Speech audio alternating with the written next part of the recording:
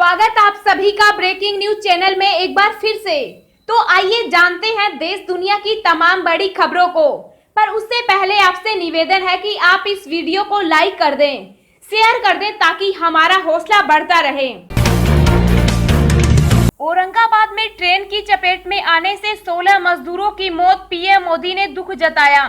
जी हां, आपको बता दें कि कोरोना संकट के बीच प्रवासी मजदूरों की वापसी से जुड़ी एक बेहद दर्दनाक खबर सामने आई है। महाराष्ट्र के औरंगाबाद में ट्रेन की चपेट में आकर 16 मजदूरों की मौत हो गई। ट्रैक के रास्ते जा रहे मजदूर मालगाड़ी की चपेट में आ गए। बता दें कि 18 से 20 प्रवासी मजदूर महाराष्ट्र से पैदल अपने घर छत्तीसगढ़ जा रहे थे। इस दौरान औरंगाबाद के जालना रेलवे लाइन पर सभी मजदूर सो गए। इसके बाद मालगाड़ी आई और कुचलते हुए निकल गई। बताया जा रहा है कि ये हादसा सुबह तकरीबन 5:30 बजे के आसपास हुआ। इस हादसे में 16 मजदूरों की मौत हो गई। खबरों के मुताबिक जालना की फैक्ट्री में काम करने वाले मजदूर जालना से भूसवाल जा रहे थे। मजदूरों को उम्मीद थी कि वहां से छत्तीसगढ़ जाएंगे। प्रधानमंत्री मोदी ने घटना पर दुख जताया। प्रधानमंत्री नरेंद्र मोदी ने ट्वीट कर घटना पर दुख जताया। उन्होंने कहा कि मैंने रेल मंत्री से बात की है।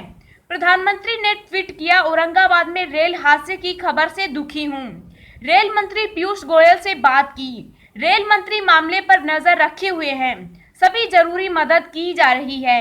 रेल मंत्री पीयूष गोयल ने भी इस हादसे पर दुख जताया और जांच के आदेश दिए हैं।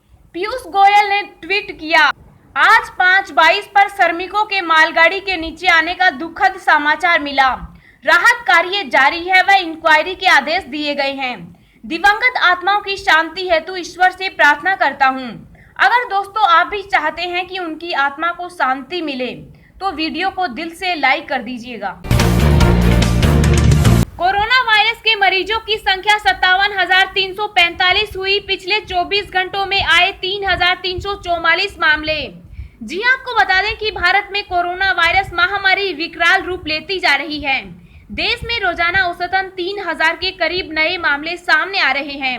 इसके बाद भारत में कोरोना संक्रमितों का आंकड़ा 57,345 पर पहुंच गया और एक्टिव केस 38,000 हैं, जिसमें से अभी तक 1,914 लोग अपनी जान गंवा चुके।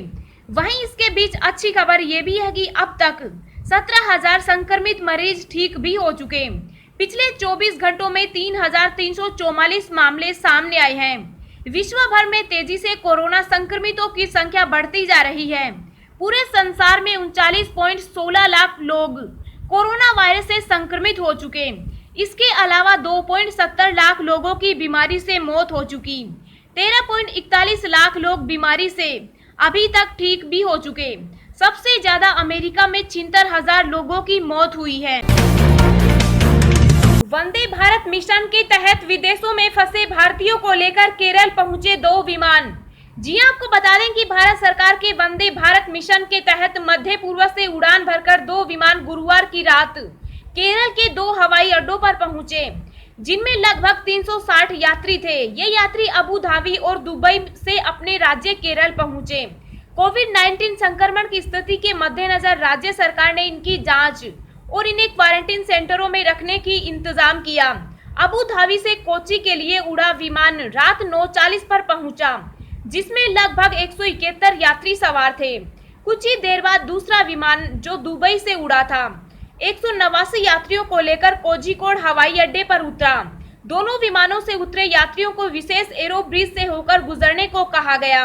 इसके बाद स्वास्थ्य अधिकारियों की टीमें इन प्रवासियों की जांच कर रही हैं। इन्हें 2 हफ्ते क्वारंटीन सेंटर में रहने के बाद अपने घर जाने के लिए कहा गया।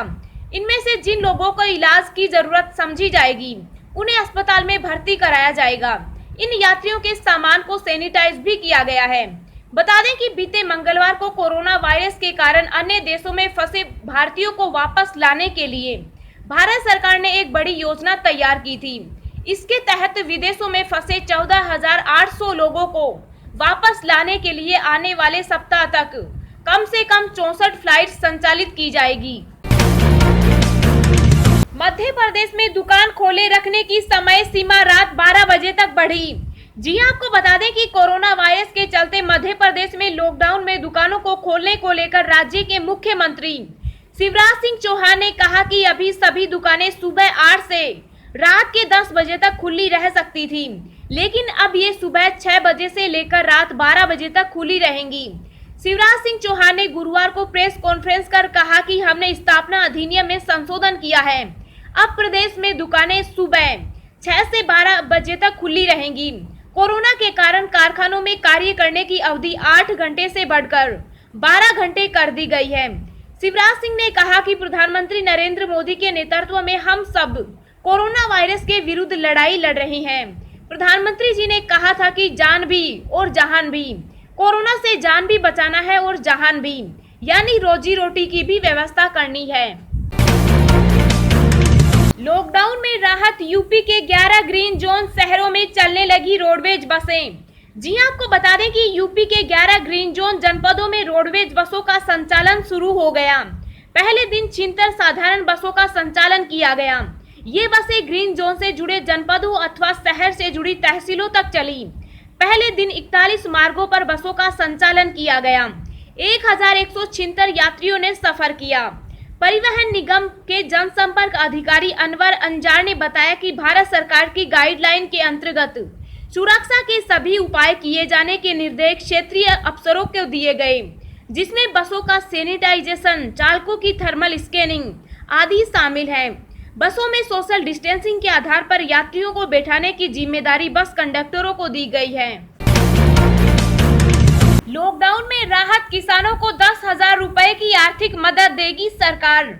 जी आपको बता दें कि कोरोना संकट की इस घड़ी में अब किसानों को आर्थिक मदद मिलेगी। झारखंड सरकार किसानों को सहयोग राशि के रूप में 10,000 रुपए देने जा रही है। राज्य के करीब 35 लाख किसानों को इसका लाभ मिलेगा। इसके साथ छूटे हुए सभी दूध उत्पादकों से भी सरकार दूध खरीदेगी। इस सहयोग के लिए राज्य सरकार ने केंद्र से 3,900 करोड़ का विशेष पैकेज मांगा है। सरकार ने इस संबंध में केंद्र को प्रस्ताव भी भेजा है। कृषि मंत्री बादल बताते हैं कि लॉकडाउन में सबसे अधिक नुकसान किसानों को हुआ है। इस नुकसान से निकलने के लिए सिर्फ योजनाओं से काम नहीं चलेगा। सबसे पहले ऐसे किसानों को विशेष पैकेज के तहत आर्थिक सहयोग राशि देनी होगी। केंद्र को इस संबंध में पहले ही वस्तुस्थिति से अवगत करा दिया गया है, जिसे केंद्र ने गंभीरता से भी लिया है। उन्होंने बताया कि राज्य सरकार किसानों को हर संभव मदद पहुंचा रही है, लेकिन उन्हें केंद्र सरकार से भी मदद की पूरी उम्मीद है। कोरोना महामारी के बीच किसानों को अधिक लाभ मिल सके, इसे लेकर विभाग ने सभी पीड़ित किसानों की सूची बनाने की तैयारी की है। मंत्री ने बताया कि झारखंड पिछड़ा राज्य है और कोविड-19 बीमारी के बाद यहां विशेष पैकेज की जरूरत है। लॉकडाउन की अवधि में ही ओलावृष्टि ने किसानों की कमर तोड़ी है। खेतों में आज भी किसानों की सड़ी सब्जियां देखी जा सकती है। इस बीच सरकार उन्हें आपदा से मुआवजा भी दे रही है, लेकिन इन सब से किसानों का आत्मविश्वास टूटने से बचाने की जरूरत है। 31 मई तक बढ़ा लॉकडाउन, नई गाइडलाइंस के तहत सब कुछ बंद, धारा 144 भी लागू।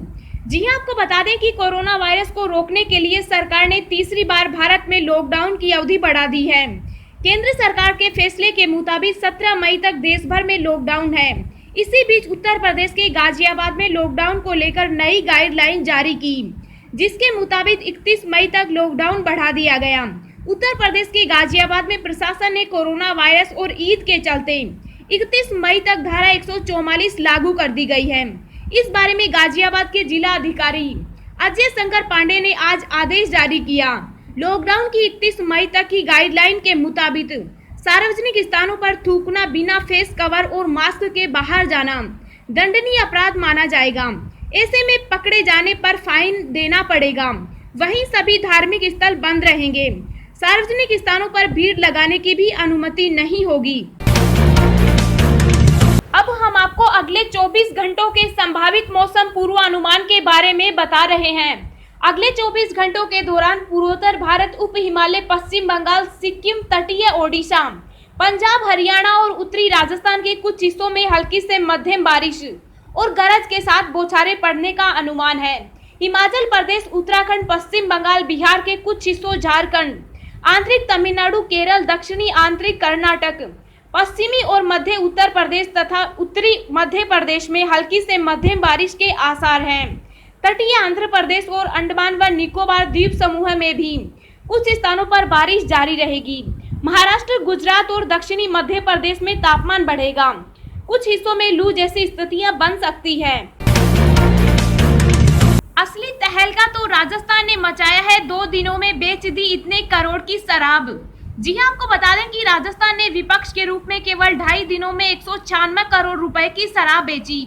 एक दुर्लभ कदम में मुख्यमंत्री अशोक गहलोत ने शराब की ऑनलाइन खरीद और होम डिलीवरी शुरू करने के लिए कहा। बार बार आबकारी विभाग और पुलिस को चेतावनी देने वाले विक्रेताओं और ग्राहकों को बार बार परेशान करने के बावजूद सामाजिक गड़बड़ी का उल्लंघन करते हुए लंबी कतारें लगी है। शराब की लगभग 85% बिक्री देसी शराब के साथ IMFL की है, क्योंकि प्रवासी मजदूरों की अनुपलब्धता के कारण यह कम ही बिकता है। आरोग्य सेतु ऐप को अनिवार्य बनाने के आदेश पर कानूनी चुनौती। IFF का सवाल, ऐप स्वास्थ्य का रास्ता है या जेल का? जी आपको बता दें कि डिजिटल राइट्स को सक्रिय रहने वाले समूह इंटरनेट फ्रीडम फाउंडेशन ने हाल ही में नोएडा प्राधिकरण को आरोग्य सेतु ऐप को लोगों के लिए अनिवार्य बनाने और इसे फोन में न रखने पर कानूनी कार्रवाई करने के आदेश को चुनौती दी है। इस बारे में ट्वीट में जानकारी देते हुए IFF ने कहा, सभी नोएडा निवासियों और आगंतुक ध्यान दें, हमने आरोग्य सेतु ऐप के अनिवार्य कार्यान्वयन के खिलाफ कानूनी चुनौती दी है।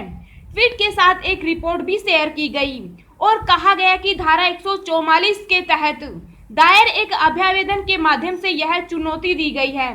साथ ही IFF ने ट्वीट में कहा, हम लोगों को भी धारा 144 के तहत आदेशों के खिलाफ आवाज उठाने में सक्षम बनाने के लिए प्रतिनिधित्व उपलब्ध करवा रहे हैं।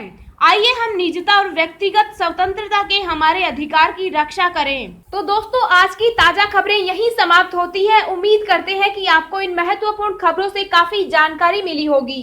हम आपसे इसके बदले में बस इतना ही चाहते हैं कि आप इस वीडियो को लाइक कर दें, शेयर कर दें, क्योंकि आपका लाइक शेयर करना ही हमारी मेहनत का फल होता है। बाकी इसी प्रकार की रोजाना ताजा खबरें पाने के लिए हमारे चैनल को सब्सक्राइब कर सकते हैं। सब्सक्राइब करने के साथ साथ बेल का आइकन जरूर दबाएं, ताकि हम जो भी वीडियो डालें वह आपके पास सबसे पहले पहुंचता रहे। वीडियो देखने के लिए धन्यवाद।